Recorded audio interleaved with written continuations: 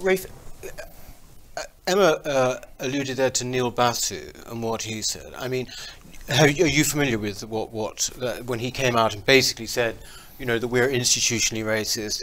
This was, he used the Met Police account actually to make this announcement, and you know, it was, I think, quite extraordinary coming from a chief of police. Would you? You're obviously very involved in statues, actually, in a way, aren't you, and commemoration. You know, do you sort of see this as a cultural assault? That's exactly what it is. And far from having a state that's institutionally racist, what we have is a situation where you have an institutional acquiescence in that cultural onslaught. And that can't be stressed too highly enough. Now, I've been a member of the International Churchill Society since the age of 14 and served on its board of directors. So for me, Churchill, someone who's of Polish and Sikh Indian ancestry, Churchill has always been a great inspiration to me. Yeah. And I've had no qualms at all coming to terms with what were views held by any contemporary Victorian of that era.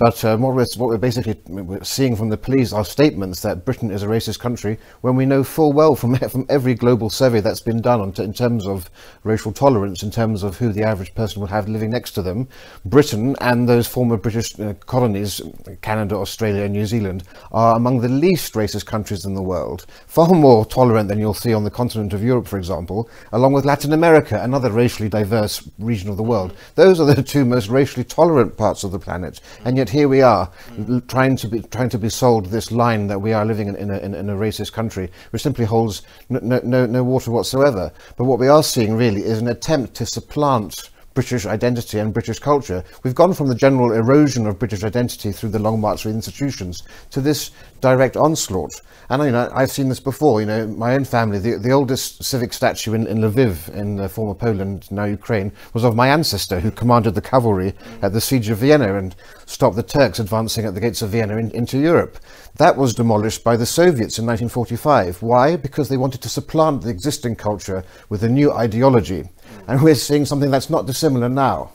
One has to ask, what value is there in destroying and pulling down such statues in terms of black lives? How many black lives are actually going to be saved through this process?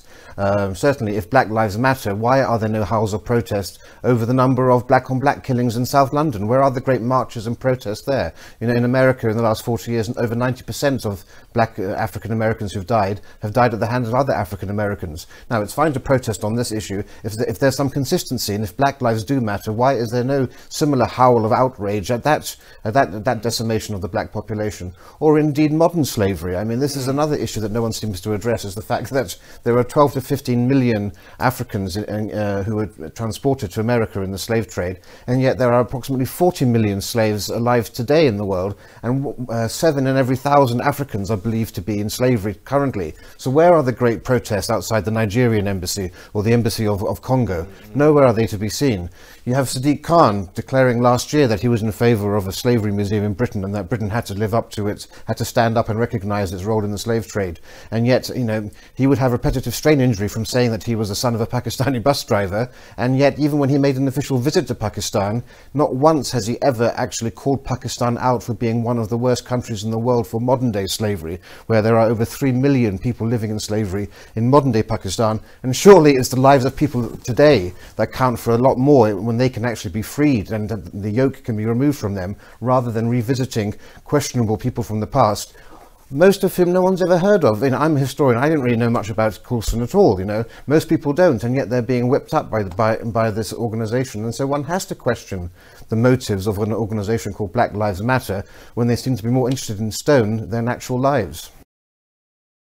And where this will end, I mean, we get back again to the march through the institutions, because, you know, I live near the American embassy, so I've seen each one of those marches pass by my balcony, and comparing it to the civil rights movement in America in the 60s, the key difference is the age of the participants, where the age of those participating today is really under 35. And of course you have to wonder, who is educating the next generation of museum curators, the next generation of people in the police force and in government and in academia? It is people on the left who have these agendas to put forward. And that's why I don't think we're going to see an end to this coming anytime soon. You know, you look at people like Neil Ferguson, one of the great historians of our time, unable to get a tenured position in a British university because of having very balanced views on empire. But there needs to be, at this time more than any other, someone to stand up. And I take Claire's point that no country is free from sin at all. Of course not. But it was the case that Britain was the country that led the world in abolishing slavery. It was the Royal Navy that enforced that policy, and including the right to seize foreign ships if they had slaves on them. It was the case that it was Africans who enslaved other Africans. White people never actually made any incursions into the continent of Africa. They were moored off the coast and took prisoners of war. And there were as many slaves held by other Africans as there were being transported across. You know, the Islam was engaged in the slave trade for centuries. That only ended officially in 1900 and continued long after that. Where are the people raising those points? And if you put it into that context, then actually Britain and Europe come out very, very well, in my view. Absolutely, and I fear that those brands who are doing that are falling into the same trap that, you know, media and everyone else fell for in terms of Brexit as well, in terms of misreading what they think is the mood of the land and going with the voice of the vocal minority rather than, as you know, G.K. Chesterton, for we are the people of England who have not spoken yet. And I fear that the bubbles in London and Edinburgh and elsewhere are actually setting the agenda here when the public as a whole are aghast at what they're seeing.